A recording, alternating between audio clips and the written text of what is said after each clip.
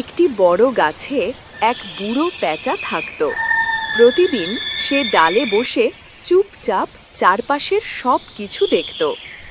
একদিন পেঁচা দেখল একটি ছোট ছেলে একজন বৃদ্ধ মানুষকে ভারী ঝুড়ি বহন করতে সাহায্য করছে। পেঁচা চুপচাপ দেখে খুব খুশি হলো। পরের দিন পেঁচা দেখল একটি মেয়ে তার মায়ের ওপর রেগে চিৎকার করছে। এই দুষ্ট আচরণ দেখে পেঁচার মন খারাপ লাগলো। দিন যেতে লাগলো, পেঁচা কম কথা বলতে শুরু করলো আর বেশি শোনা শুরু করলো।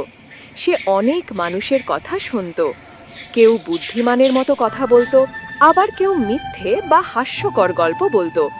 যেমন একটি মহিলা বলল হাতি নাকি বেড়া টপকে লাফিয়েছে, বা একজন লোক বলল সে জীবনে কখনো ভুল করেনি।